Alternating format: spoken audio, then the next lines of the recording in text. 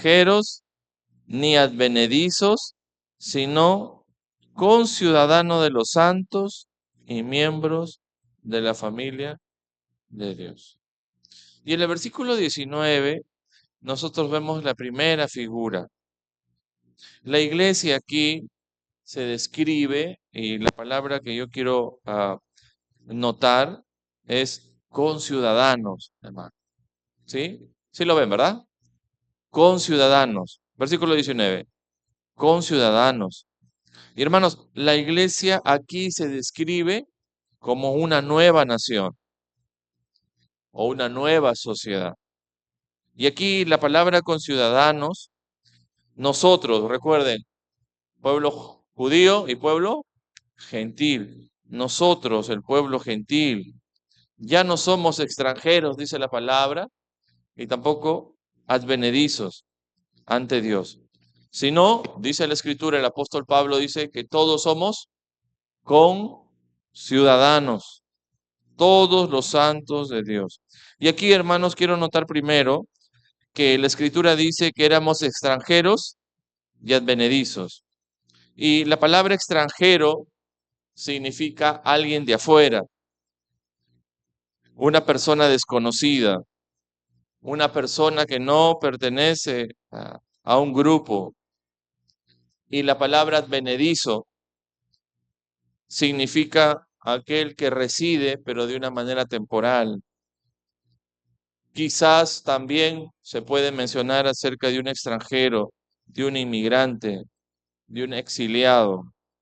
Y aquí, hermanos, lo que el apóstol Pablo trata de describir cuando él dice que éramos extranjeros, cuando él dice que éramos advenedizos, es que nosotros antes de conocer al Señor estábamos fuera de Dios, estábamos fuera de su reino. Nosotros antes de conocer a Cristo éramos desconocidos, no conocíamos a este gran Dios y no conocíamos al reino que Él ofrece. Hermanos, antes que nosotros conociéramos a Jesús como nuestro Señor y Salvador, no pertenecíamos a Dios, ni tampoco pertenecíamos a su reino. Bueno, la palabra claramente dice que éramos extranjeros, vivíamos fuera de Dios, vivíamos fuera de su reino. Hermanos, nosotros antes de conocer a Jesús éramos personas desconocidas respecto a cómo era Dios, cómo es su reino. Éramos extraños, hermanos. Si alguien tiene la versión internacional, la palabra o las palabras que utiliza la versión internacional dice que nosotros éramos extraños y también éramos extranjeros. Hermanos, hubo una época donde nosotros, sin Dios, sin conocer a Jesús, éramos extranjeros, éramos extraños. Cuando nosotros no conocíamos a Jesús, no pertenecíamos al reino de Dios y tampoco no éramos ciudadanos del reino de Dios, hermanos. No teníamos relación fraterna con la iglesia, tampoco con Dios. No teníamos ni derechos, no teníamos ni siquiera la idea de cómo es nuestro Dios. Hermanos, pero aquí hay una buena noticia. ¿Y cuál es esa buena noticia? Que ya no somos extranjeros, que ya no somos advenedizos. Y la imagen que da el apóstol Pablo aquí es un pueblo, hermanos, una nación para Dios, un pueblo. Y bueno, Alex, en su elección para los coros de esta mañana, ha elegido este gran coro popular para nosotros, cristianos, como somos el pueblo de Dios, hermanos. Y pues, la primera palabra es conciudadano. Somos de una nación creada por Dios. Y las personas son llamadas como, hermano. ¿Cómo nos llama el Señor a nosotros? Los santos. Personas separadas por Dios. Y pues, amadas hermanos y hermanas, yo quiero que busquen Filipenses 3:20, porque es un pasaje muy importante para esta mañana. Filipenses 3:20. Y ahí claramente el apóstol Pablo describe dónde es nuestra ciudadanía. Vamos a leerlo juntos, por favor, ¿sí? Dice, mas nuestra ciudadanía está, ¿dónde? ¿En Perú? En los cielos, de donde también esperamos al Salvador, al Señor Jesucristo. ¿Dónde está nuestra ciudadanía, hermano? Está en los cielos. Y eso es lo que dice la Escritura. Las grandes verdades que dice la Escritura. Claro, nosotros somos peruanos, amamos a nuestra nación, ¿verdad? ¿O no, hermanos? Amamos a nuestra tierra, ¿no? Quizás cuando usted viaja dice, yo soy trujillano, ¿verdad? Algunos dicen así, ¿no? Soy trujillano, di. Pero hermanos, nosotros amamos a nuestro pueblo, aún en una situación en estas últimas semanas un poco difícil, una situación complicada por la intranquilidad que hay, pero nosotros amamos a nuestro pueblo, amamos a nuestra ciudad, amamos a nuestro Perú, hermano, porque somos peruanos. Pero claramente la Escritura nos dice que como pueblo gentil, Dios nos ha llamado una nación y nosotros somos conciudadanos. Hermanos, más nuestra ciudadanía, ¿dónde está? En los cielos, de donde también esperamos al Salvador. Y Hebreos 11, hermanos, también este es un pasaje muy hermoso. Hebreos 11, desde el versículo 9 al 10, dice, por la fe habitó como extranjero en la tierra prometida, como en tierra ajena, morando en tiendas con Isaac y Jacob, coherederos de la misma promesa, porque esperaba la ciudad, ¿qué dice, hermanos? Que tiene fundamento, cuyo arquitecto y constructor, ¿quién es? Es Dios. Y esa es la ciudad a la que la Escritura se refiere como esa ciudad o esa nación santa, hermanos. Pedro dice, pero nosotros esperamos, según sus promesas, cielos nuevos y tierra nueva, en los cuales mora la justicia. Y Apocalipsis dice, no entrará en ella ninguna cosa inmunda o que hace abominación y mentira, sino solamente los que están inscritos en el libro de la vida. Hermanos, somos esa nación santa. Y nosotros, como primera figura, somos la iglesia y la iglesia es esa nueva nación. Esa nación constituida por hombres que han sido transformados por Dios, hermanos. Y nuestro corazón es transformada por Dios. Así que la primera imagen en esta mañana es la imagen de la iglesia como creyentes, como nación. Amén, hermanos. Somos esa nación, ese pueblo de Dios, ese pueblo escogido por Dios.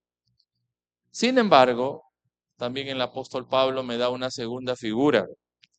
Vayamos nuevamente, hermanos, al versículo 19. Dice, así que ya no sois extranjeros ni advenedizos. Ya saben qué es la palabra advenedizo, ¿verdad, hermanos? ¿Qué era advenedizo?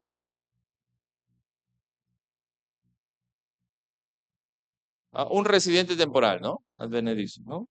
Sino, y aquí utiliza la primera palabra que he mencionado, conciudadano de los santos, y dice, y miembros de la familia de Dios. Y la segunda figura, hermanos, aquí, para describir la imagen de la iglesia, pues no solamente es esa nación, sino también es la familia. Hermanos, en segundo lugar, la iglesia se describe como la familia de Dios. El Señor Jesús habló acerca de la casa de Dios. Jesucristo nos ha llevado a ser parte de la familia de Dios, hermanos. Y somos la familia de Dios. Y realmente, cuando nosotros nos reunimos aquí en el templo, estamos constituyendo no solamente a la nación, a ese pueblo de Dios, sino también somos integrantes de esta hermosa familia. Y yo quiero mencionar aquí dos privilegios por ser parte de la familia de Dios. Y el primero, hermanos, dice la Escritura, que nosotros hemos sido adoptados como hijos de Dios, ¿verdad? Nosotros hemos sido adoptados como hijos de Dios. Y yo quiero que vayamos a Gálatas 4, 5 o 6, por favor. Gálatas 4, el 5 y el 6.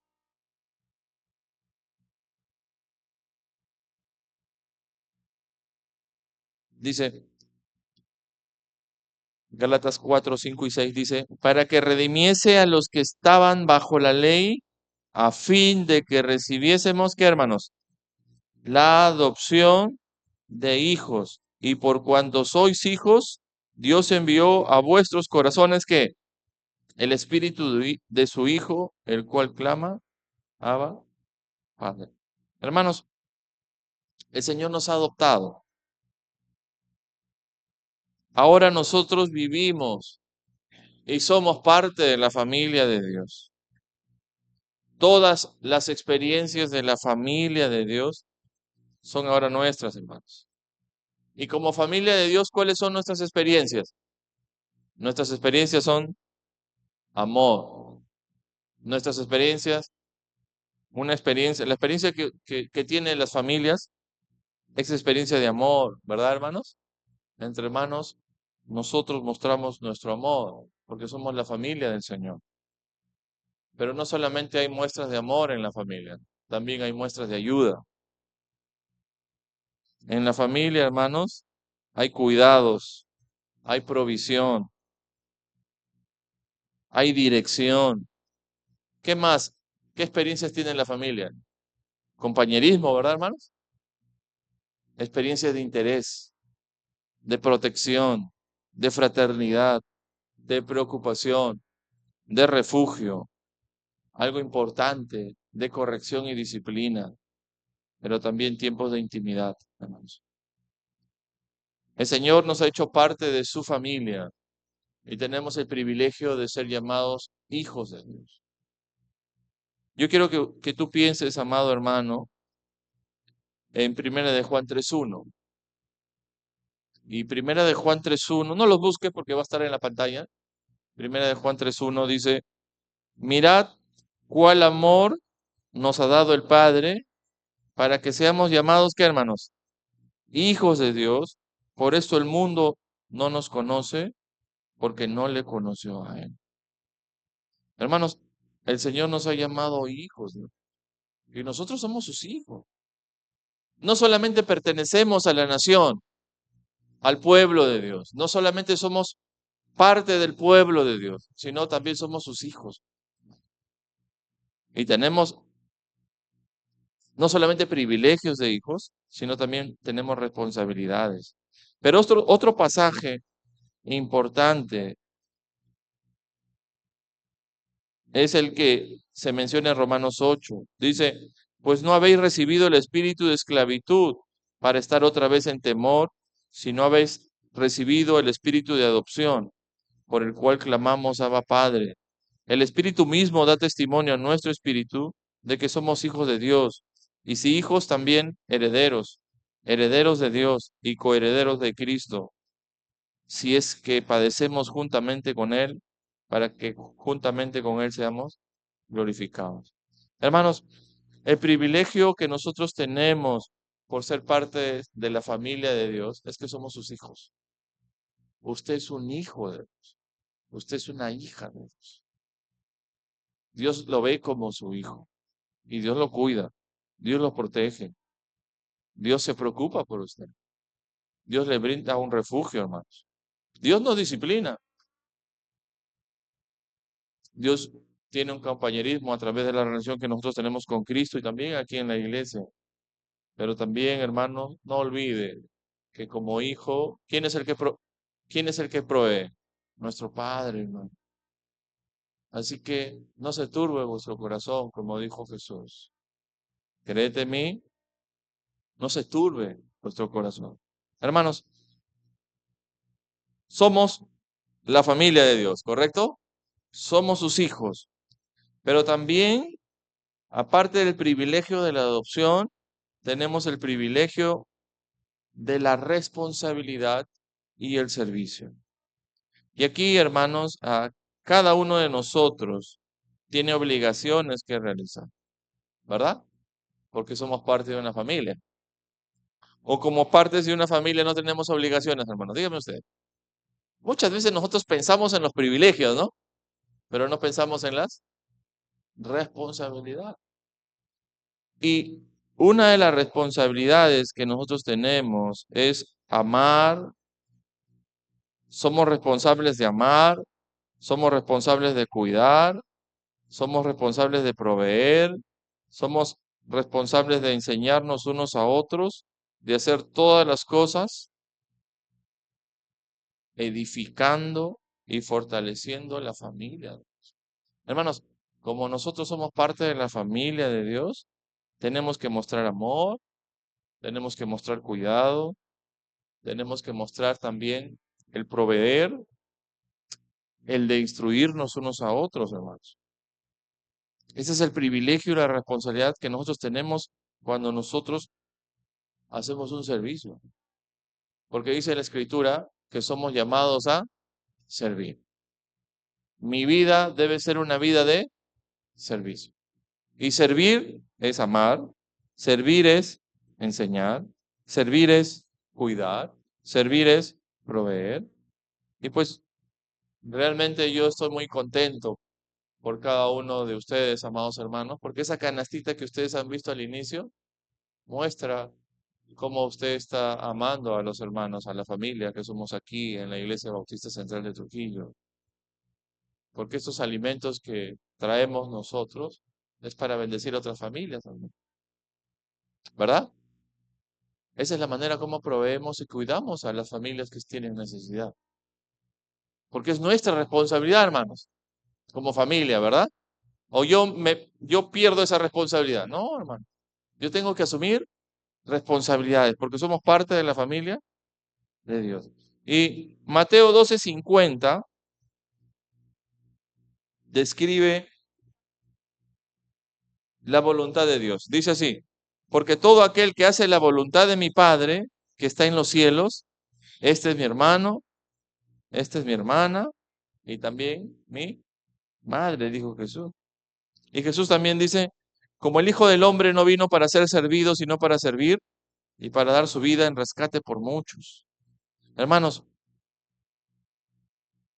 Efesios 6:7 muestra la realidad del servicio. Y Efesios 6:7 dice, sirviendo de buena voluntad como al Señor y no a los hombres. Nuestra vida y nuestra responsabilidad como creyentes, hermanos, como parte de esa familia de Dios, es servir. ¿Correcto, hermanos? Servir. Nosotros hemos nacido para servir. Nosotros hemos nacido para mostrar el amor de Dios a través del servicio. Pues esas dos responsabilidades yo quería mencionar aquí y privilegios. Primero, que nosotros somos hijos de Dios, somos adoptados por la familia del Señor. Y segundo, hermanos, tenemos la responsabilidad, el privilegio de la responsabilidad y el servicio, hermano. Sirva a su hermano. Amémonos unos a otros. Nosotros fuimos llamados a eso, hermanos. Amarnos unos a otros. Ese es el mandamiento que dejó Jesucristo. Entonces, ¿cuál fue la primera imagen? Somos una nación, una nueva nación. Y la segunda imagen, ¿cuál es, hermanos? La familia. Mire a su hermano y diga, somos de una misma familia, ¿no? Somos de una misma familia, ¿sí? Pastor, pero no parecemos. Somos de una misma familia, somos los hijos de Dios, ¿no? Somos de una misma familia. Pastor, pero él es grande y yo soy chiquito, dice, ¿no? Somos de una misma familia, hermano. Y somos aquí, Dios nos ha dado justamente que somos la familia de la Iglesia Bautista Central de Trujillo. Una familia que más de 60 años muestra el amor. Tercero, ah, el versículo 20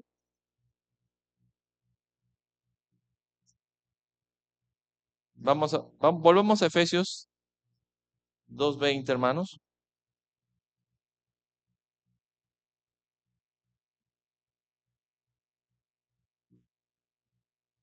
Vamos a leer desde el 19 para no perder la hilación, ¿sí? Dice, así que ya no sois extranjeros ni advenedizos, sino conciudadanos de los santos y miembros, ¿de qué dice, hermanos? De la familia de Dios. 20. Edificados sobre el fundamento de los apóstoles y profetas. Y aquí quiero dirigirme, hermano. La iglesia como la edificación de Dios. En tercer lugar, hermanos, aquí nosotros vemos la descripción del apóstol Pablo como la iglesia, como la edificación de Dios. Nosotros, hermanos, como creyentes, nos describimos como esas piedras vivas, pues, esas piedras de fundación que utilizó el Señor para construir un edificio para Dios. Eh, yo quiero mencionar primero aquí que ¿quién es la piedra angular? La Escritura lo dice. ¿Quién es la piedra angular, hermanos? ¿Quién es la principal piedra? Jesucristo.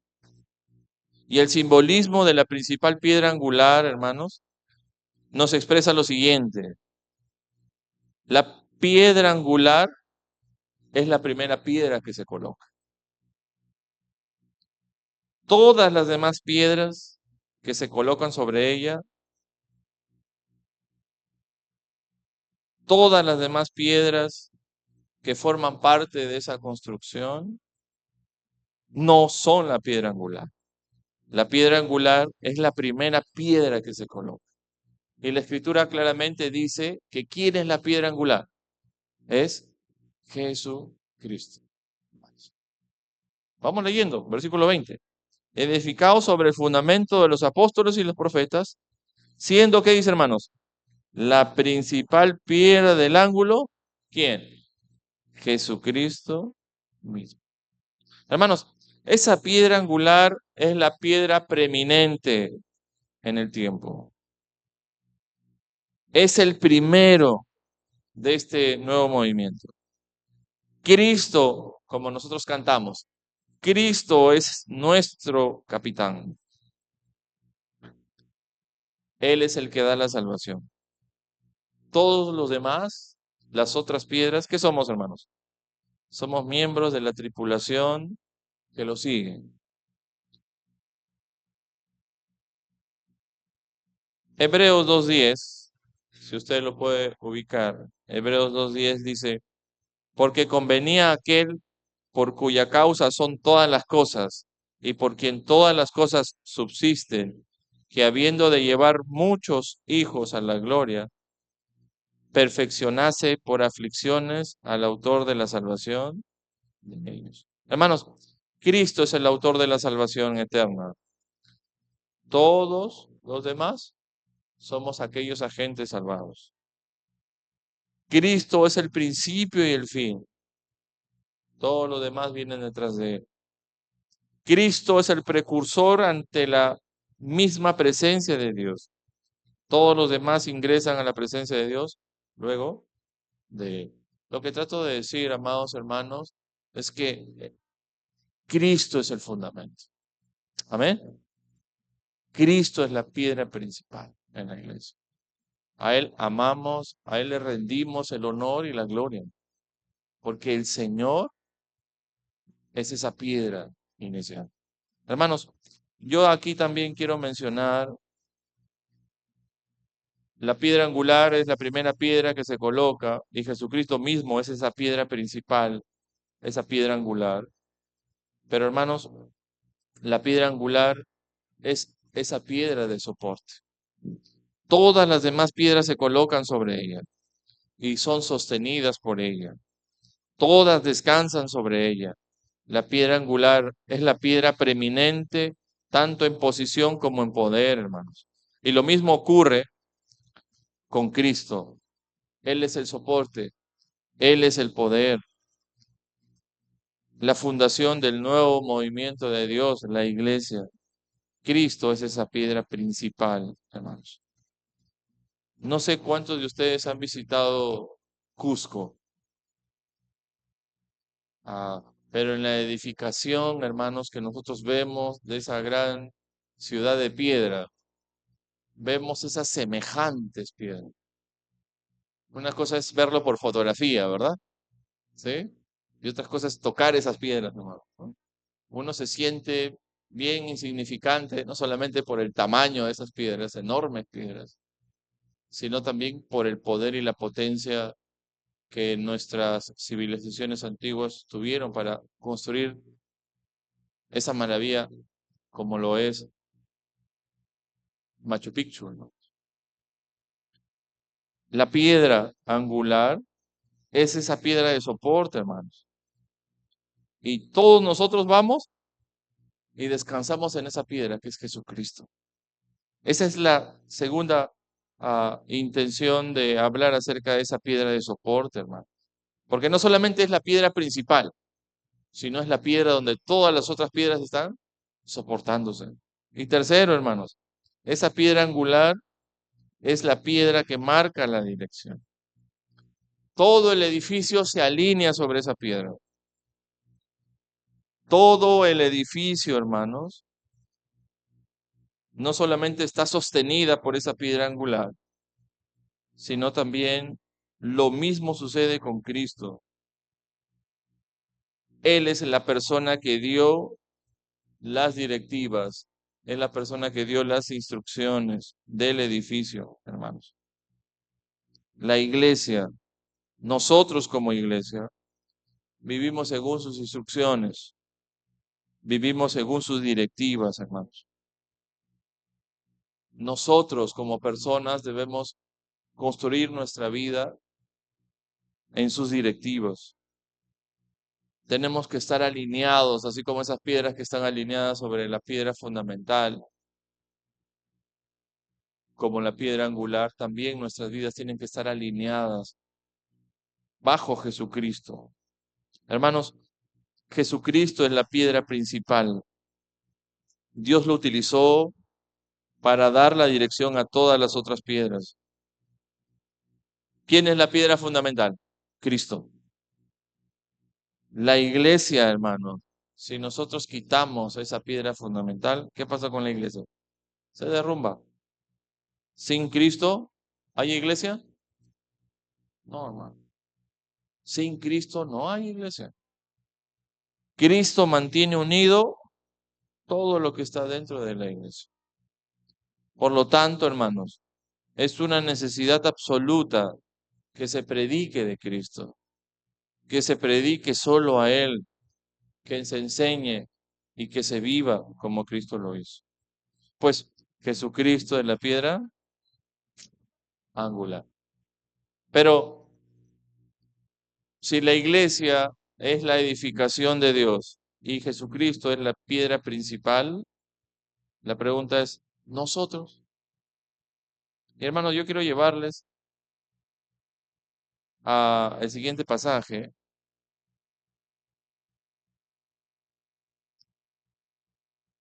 Juan 17:17. Juan 17:17.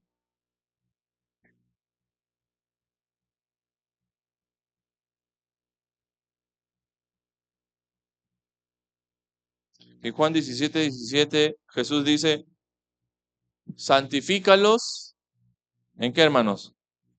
En tu verdad. Y aquí está el mensaje. Tu palabra es verdad.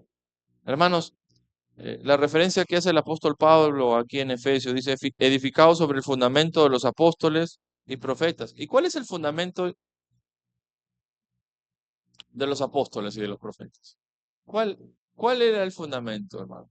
¿Y cuál es nuestro fundamento? Las Sagradas Escrituras, hermano. Nosotros, la iglesia, estamos edificados sobre los cimientos de los testimonios de los apóstoles y de los profetas. No estoy hablando acerca de la tradición, Estoy hablando acerca del testimonio. ¿Y cuál es el testimonio? La revelación de Dios. Y hermanos, como dice la Escritura, Dios se revela de muchas maneras, pero nosotros tenemos la revelación de Dios. ¿Y cuál es la revelación de Dios? La palabra de Dios. Dice la Escritura que si aún un ángel o alguna persona predica un evangelio diferente al del Señor Jesucristo, ¿qué dice la Escritura? Sea anatema. Y hermanos, con toda sinceridad le digo, hay mucha gente que trata de decir el Señor me ha dicho o el Señor me ha hecho, pero quizás lo hacen con un desconocimiento que ya hay una revelación de Dios para el hombre. ¿Y cuál es esa revelación? La palabra de Dios, las escrituras, hermano. Y puede causar error el estar pensando en esas experiencias que yo no estoy eliminando las experiencias personales que cada creyente puede tener. Sin embargo, hay una revelación que Dios ya dejó para la iglesia. ¿Y saben cuál es, hermanos? La palabra de Dios, la escritura. Hay muchas personas, como los menciono, muchos líderes religiosos que quizás en la posición en la cual se encuentran tratan de manipular a las personas. Pero hermanos, nuestra revelación es la palabra de Dios. ¿Correcto, hermanos? Esa es la revelación que el Señor ha dado. Esa es nuestra directriz, hermanos. Y como iglesia nosotros estamos edificados sobre el fundamento. Eh, Romanos 1:16 dice, porque no me avergüenzo del evangelio, porque es poder de Dios para salvación a todo aquel que cree, al judío primeramente y también al griego. ¿Y qué dice Efesios 4, hermanos? Este es un pasaje muy conocido. Y él mismo constituyó a unos apóstoles, a otros profetas, a otros evangelistas, a otros pastores y maestros, a fin de perfeccionar a los santos para la obra del ministerio, para la edificación del cuerpo de Cristo. Y miren Efesios 4:14. Ese sí es un pasaje que ah, pediría que puedan proyectarlo. Efesios 14:15. Y vamos a leerlo juntos, hermanos. Para que ya no seamos niños fluctuantes, llevados por doquiera de todo viento de doctrina, por estratagema de hombres que para engañar emplean con astucia las artimañas del error, sino que siguiendo la verdad en amor, crezcamos en todo en aquel que es la cabeza, y eso es Cristo.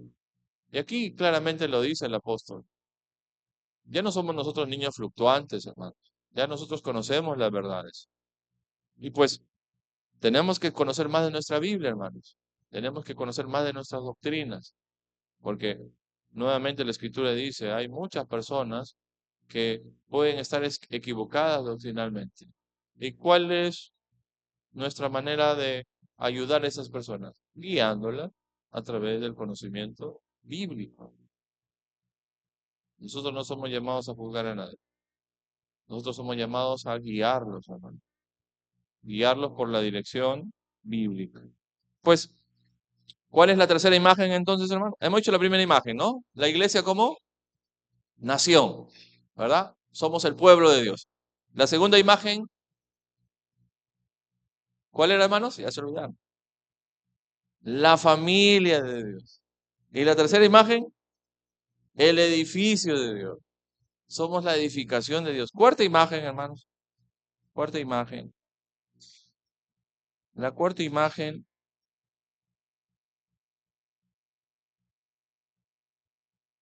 versículo 21, dice, en quien todo el edificio, ¿qué dice, hermanos?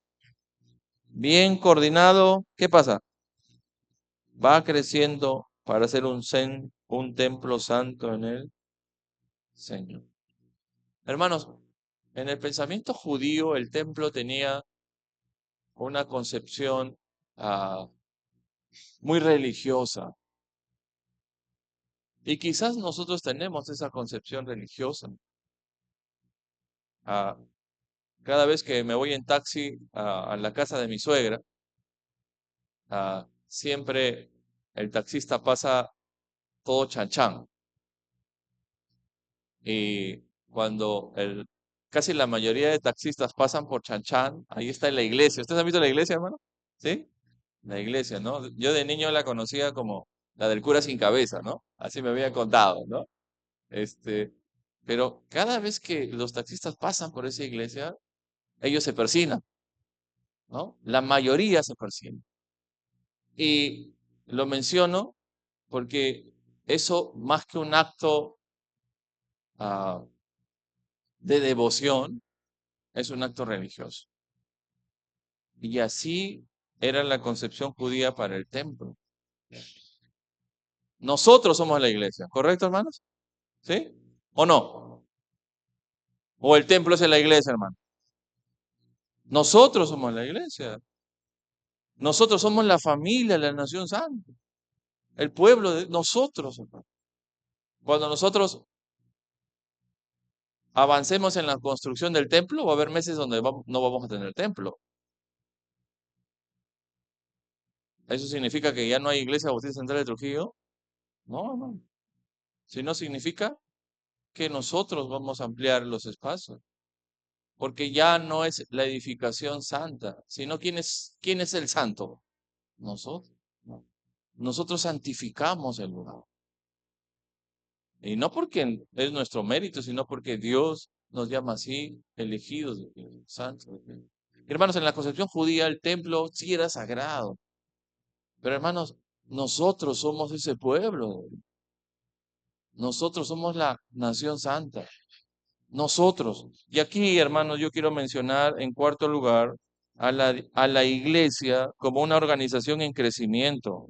Y así lo dice en la escritura, ¿no? En quien todo el edificio bien coordinado, ¿qué pasa, hermanos? Va, dice la escritura, va creciendo. Estoy en Efesios 2:21. En quien todo el edificio bien coordinado va creciendo para ser un templo santo en el Señor. Hermanos, la palabra crece es un término biológico y describe, hermanos, la idea de un organismo vivo. La iglesia es ese organismo vivo, la unión de diversas partes de un ser vivo, de un cuerpo que es dinámico, hermanos. Y esto puede quizás causar algún extraño al hablar de una construcción en términos biológicos, de un edificio que está creciendo. Hermanos, el hecho es que cada vez más piezas, cada vez más creyentes son llevados para ingresar al edificio a medida que los días pasan y el edificio crece y crece y seguirá creciendo hasta que el Señor Jesucristo regrese. Esta es la idea de la iglesia universal, no la concepción de iglesia local. Pero la iglesia local también es un organismo. Hermanos, justo en este momento hay personas que se están reconciliando con el Señor. Está pasando este tiempo y hay personas que están reconciliando con el Señor. Justo en este momento, personas están aceptando a Cristo como su Señor y Salvador. Justo en este momento, personas están escuchando el Evangelio, porque estamos hablando en un tiempo presente y en una situación geográfica que abarca todo el planeta, ¿no? Justo en este momento, las personas están añadiendo a esa nación. Por eso Jesús dijo y comparó cómo es el reino de Dios. Bueno, Jesús lo compara con muchas cosas, como esa semilla de mostaza, como esa masa que leuda. Jesús lo compara también que el reino de Dios es como esa gran red. Hermanos, el reino de Dios está creciendo. La iglesia está creciendo. Y la iglesia crece, hermano. El pueblo de Dios crece. Aunque quizás en tu perspectiva muy particular, aunque quizás tú en tu perspectiva pequeña, quizás menciones, pero mi iglesia local no está creciendo. Hermano, la iglesia está creciendo. La iglesia de Dios crece todos los días. Y es por eso que el apóstol menciona aquí ese edificio que crece. Y mientras nosotros sigamos predicando la palabra de Dios, somos ese organismo vivo. Amén, hermano. Ese organismo que está impactando vidas. Ese organismo que lleva el mensaje del Señor. Hermanos, el edificio crece y crece y seguirá creciendo hasta que regrese nuestro Señor. Pero también, hermanos, advierta también lo siguiente, hermanos, que Pedro llama a Jesucristo la roca viva. Y Cristo es la roca viva sobre la cual se construye una casa espiritual. Todos nosotros, hermanos, todos nosotros estamos construidos sobre él. Y pues Primera de Pedro dice esa gran verdad. Busque por favor, hermanos, Primera de Pedro 2, 4 al 5. Dice, acercándoos a él, piedra viva, desechada ciertamente por los hombres, mas para Dios escogida y preciosa. Vosotros también como piedras vivas, sed edificados como casa espiritual y sacerdocio santo, para ofrecer sacrificios espirituales aceptables a Dios por medio de Jesucristo. ¿Qué pasaba, hermanos, cuando se habla de sacrificio? ¿Cómo antes era la remisión de pecados, hermano? ¿Cómo el pueblo judío pedía perdón por sus pecados? ¿Cómo lo hacía, hermanos? Con sacrificios, ¿verdad, hermano? ¿Verdad? Con sacrificios, ¿no? Con sangre de animales, ¿verdad? Pero el Señor ya hizo el único y más grande sacrificio en la cruz. ¿Quién lo hizo? Jesucristo. Y la iglesia fue comprada por la sangre de Jesucristo, la sangre del Cordero. Y Jesús le instituyó. Ya no necesitamos sacrificios de ese tipo, pero las Sagradas Escrituras nos llaman a que nosotros tengamos una vida en sacrificio vivo, santo, agradable a Dios, que es gusto oculto, dice la Escritura, racional. Somos llamados, hermanos, a vivir de una manera santa, separada para Dios. Y aquí, hermanos, la concepción que yo menciono acerca de la construcción y crecimiento de la iglesia, nosotros como iglesia, hermanos, nosotros como creyentes, tenemos que pensar que debemos seguir creciendo. Porque la naturaleza de todo ser vivo, ¿cuál es, hermanos? ¿Crecer o no? Sí. Entonces, hermanos, la iglesia local debe crecer. Debemos nosotros preocuparnos por el crecimiento de nuestra iglesia. Porque indudablemente la iglesia universal está creciendo, ¿verdad? ¿O no, hermanos? Sí. En este momento se están repitiendo personas y en este momento esas personas están inscritas en el libro de la vida. Pero, hermanos, la iglesia debe crecer. Y todo creyente dentro de la construcción es una parte de ese edificio y tiene que cumplir su función dentro de ese edificio. O sea, cada creyente es un trabajador el que se espera que se ocupe de añadir al edificio los miembros que el Señor trae. Hermanos, tenemos que preocuparnos por el crecimiento de la iglesia, porque todo ser vivo que no está creciendo está pasando por un problema. ¿O no, hermano? ¿Qué pasa cuando tú ves a tu hijo que no está creciendo? ¿Qué haces tú? ¿Lo dejas ahí? ¿No? Estás pendiente, ¿verdad? ¿Qué está pasando? Hermanos, entonces, en la iglesia local, una de las consecuencias por ser un organismo vivo es que la iglesia tiene que estar a la altura de esos grandes desafíos que son dinámicos. La iglesia debe crecer. Y segundo, cada uno de nosotros debemos trabajar. Porque ¿cómo la iglesia crece? cuando cada uno de los miembros trabaja. Esa es la única manera como nosotros crecemos. Dios es bueno, hermanos, y Dios está añadiendo personas a su iglesia local. Amén. Cuidémoslas, amémoslas. Y gracias a todas nuestras visitas, porque ustedes ya son parte de nuestra familia, hermano. Dios ha mostrado realmente su gloria, hermanos. En la convención repartieron ah, ah, los famosos destellos bautistas. Ahí nuestro hermano Moisés en los grupos de WhatsApp comparte algunas fotografías de sus lecturas. Y pues, hermanos, hemos visto cómo la mano del Señor ha estado en el pueblo bautista durante estos 75 años aquí. Y ya no muchos, ya están con el Señor muchos, ¿verdad, hermanos? Muchos de nuestras generaciones están con el Señor. Pero vienen nuevas generaciones y esta es la nueva generación que seguirá predicando ese mensaje, hermanos. Pues la iglesia como esa construcción que crece. Siguiente imagen, hermano, 5. Dice la escritura que la iglesia se describe como un templo mundial, o sea, la iglesia universal. Y vamos al versículo 21, por favor.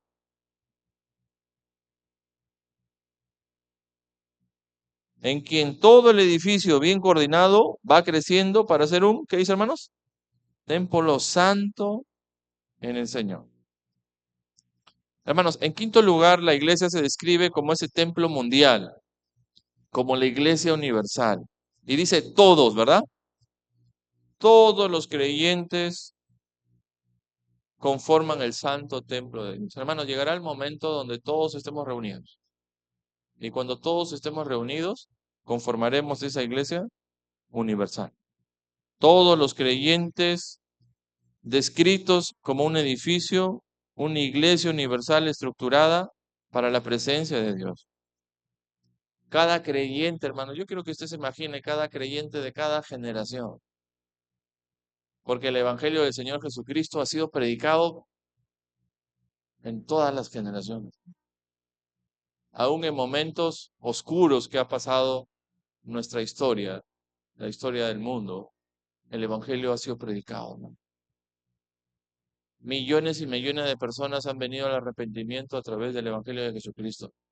Millones y de millones de personas han muerto en Cristo. Y pues claramente en la concepción de Iglesia Universal, hermanos, el hombre debe seguir construyendo sobre los cimientos colocados por los apóstoles y por los profetas. Hermanos, el Evangelio de Jesucristo está abierto a todas las personas, de todas partes.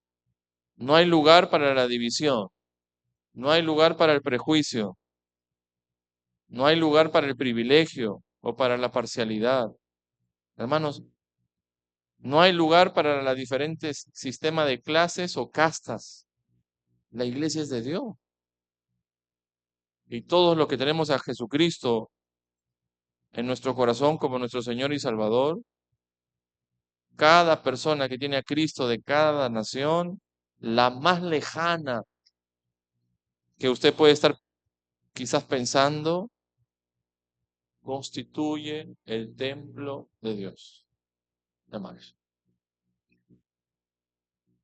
se menciona que una de las regiones más difíciles de llegar son las diferentes comunidades que hay en la alta montaña, como se menciona, ¿no? O en la selva, ¿no? Y quizás más fácil es ir o por Brasil o por Ecuador para llegar a la selva peruana que por nuestra misma geografía peruana. Hermano, yo quiero que piense en esas comunidades, o esas montañas, como ellos lo llaman, ¿no? Hermanos, usted piense en la región más remota del planeta, aún si hay ahí un creyente, es parte de la iglesia universal. Realmente algo muy valioso que nos dejó nuestro pastor José Colchado, y un llamado que nosotros tenemos como iglesia es a seguir apoyando la evangelización en esos pueblos a donde nosotros no estamos alcanzando de manera directa, pero que con nuestras ofrendas podemos nosotros ayudar a alcanzar. ¿Correcto, hermanos? Es por eso que nuestra iglesia sigue ayudando a esas comunidades que están en la selva y todos los meses estamos mandando una ofrendita para todos nuestros hermanos misioneros que están allá en la selva. Aún el día miércoles estuvo con nosotros Lorena Campoverde. Yo creo que ustedes se acuerdan de Lorena, ¿verdad? Lorena Campoverde. Y también ella está en una comunidad ah, cerca ah, al Ecuador, trabajando, hermanos, trabajando también con comunidades, porque ese es su llamado. Hermanos, el Evangelio de Jesucristo está abierto a todas las personas. Y como iglesia tenemos que también pensar en esas comunidades que son no alcanzadas y que también tenemos que ayudar, hermanos. ¿Correcto? Y finalmente, la iglesia, versículo 22, hermanos, dice, estoy en 2:22, en quien vosotros también sois juntamente edificados para morada de Dios, dice la Escritura, en el Espíritu. ¿Quién es la presencia viva en la iglesia, hermanos? El Espíritu Santo. Y pues, hermanos, la iglesia se describe como un templo local, como la iglesia local. Y aquí, hermanos, el apóstol Pablo emplea la palabra vosotros, ¿verdad? Refiriéndose a la iglesia. ¿Qué iglesia está refiriéndose aquí? Aquí, hermano. Cuando él habla vosotros. ¿A quién está dirigiendo la carta? A la iglesia en Éfeso, ¿verdad? ¿Sí? A la iglesia en Éfeso. Y la palabra vosotros, pues, refiere justamente a eso, a la iglesia en Éfeso. Pero cada iglesia local, hermanos, es descrita como ese edificio estructurado para la presencia de Dios. Cada vez que nosotros nos reunimos como los santos de Dios, estamos constituyendo el templo de Dios. No me estoy refiriendo al templo como edificio, sino estoy refiriéndome al templo como cuerpo.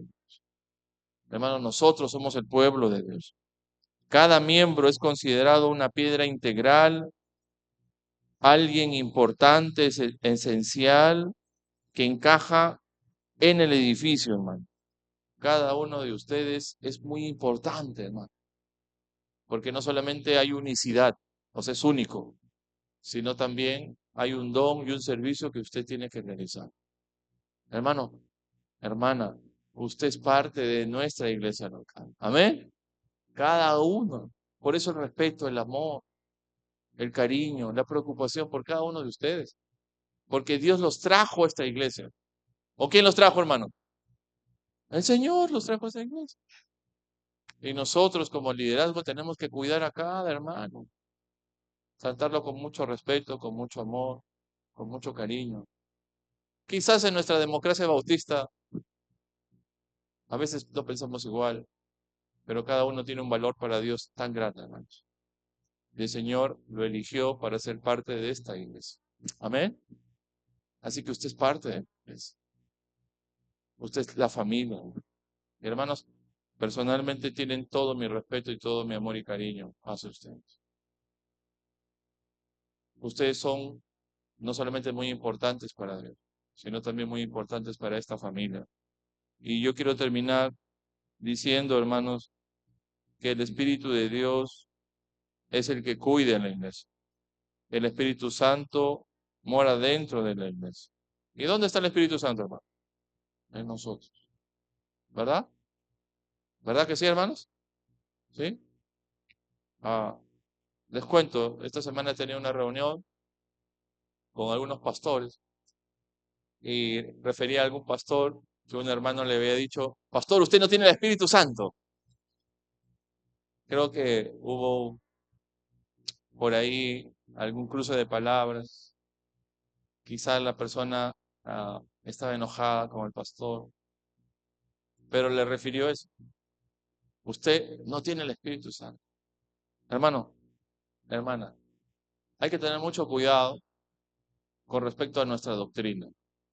Y la Biblia dice que todo aquel que ha recibido a Cristo como su Señor y Salvador, tiene el Espíritu Santo. ¿Correcto, hermanos? Así que cada uno de ustedes tiene el Espíritu Santo. Lo que pasa es que lo apagas, porque la Biblia habla de que no apaguéis al Espíritu Santo. También habla de no contristéis al Espíritu Santo. ¿Y eso qué significa? Que tu vida ya no es espiritual, sino que tu vida es más carnal, refiriéndose a que el producto de tus acciones no reflejan que Dios está en ti, sino refleja que Dios no está en ti. Hermano, tú tienes el Espíritu Santo. La iglesia local existe con el propósito de proveer no solamente el conocimiento de Dios para las personas, sino también de proveer el conocimiento del Evangelio para esas personas que necesitan aún tener el Espíritu de Dios. Hermanos, el Espíritu Santo mora dentro de la iglesia. El Espíritu Santo cuida a la iglesia. El Espíritu Santo santifica a la iglesia. Hermanos, el Espíritu de Dios mora dentro de la iglesia. El Espíritu Santo cuida del pecado de la iglesia. Y con eso yo quiero terminar, hermano. Dice, ¿no sabéis que vosotros sois templos de Dios y que el Espíritu de Dios mora en vosotros?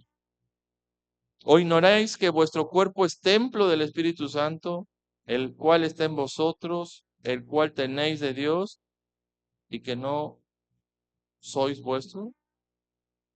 Y 2 Timoteo 1:14, hermanos, 2 Timoteo 1:14 dice, guarda el buen depósito por el Espíritu Santo que mora en vosotros.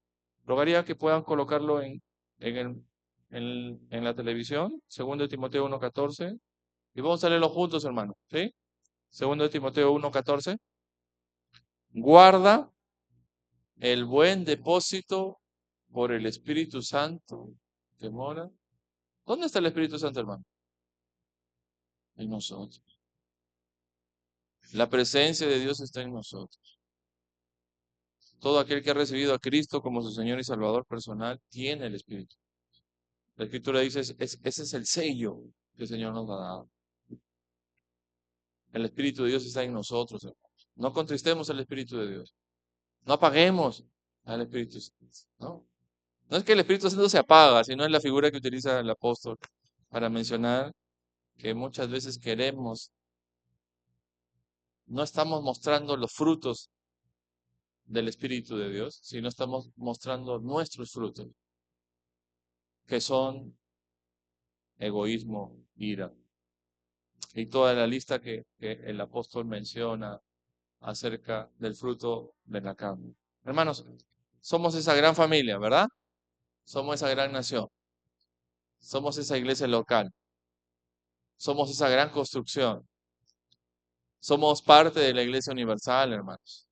Porque así como hoy en la mañana, domingo, estamos adorando a Dios aquí, escuchando su palabra, en las diferentes iglesias aquí de nuestra región, de nuestra ciudad, también que se está predicando la palabra de Dios.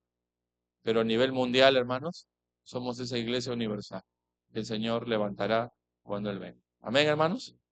Preocupémonos por qué, hermanos, por trabajar para el Señor. Y recuerden, cada uno de nosotros es tan valioso, hermano, es tan importante. Y ame a su iglesia local, hermanos. Ame a la amada Iglesia Bautista Central de Trujillo. Ame, ame su iglesia. Y cuando me refiero a ame a la iglesia, no es que ame a la banca, hermano, ¿no? ¿Ya? No, ese es mi lugar, pastor. No, porque si nosotros decimos que amamos a la iglesia, ¿a quién debemos amar? A las personas, a las familias. Porque la iglesia no es el edificio, sino la iglesia somos nosotros. Ellos construimos la iglesia. Vamos a ponernos de pie y vamos a terminar con una oración. Padre, gracias te damos, Señor. Te pedimos, Señor, que tú nos ayudes siempre a reflejar esta imagen, Señor, de iglesia, como esa familia, Señor, unida. Señor, perdónanos si a veces te hemos fallado, pero queremos, Señor, ser ese organismo vivo, dinámico, Señor, que crece y que también trabaja. Gracias, Señor, te damos porque tú estás con nosotros. Y Padre, ayúdanos, por favor, a ser familias más unidas, a estar atentos a la necesidad de nuestros hermanos, a que nos abrace más la unidad que el desacuerdo, Señor. Que podamos tener siempre, Señor, el sentido de generosidad, de desprendimiento frente a algún hermano que está pasando alguna necesidad. Elimina cualquier barrera, Señor, que exista. Y Padre, únenos cada vez más como familias. Gracias, Señor, porque cada hermano es importante aquí en la iglesia, Señor local. Cada uno tiene su función, cada uno es tan particular, Señor. Pero ayúdanos a amarnos unos a otros como lo expresan las Sagradas Escrituras, Señor. Límpianos, por favor, Señor, que tu Espíritu Santo nos dirija.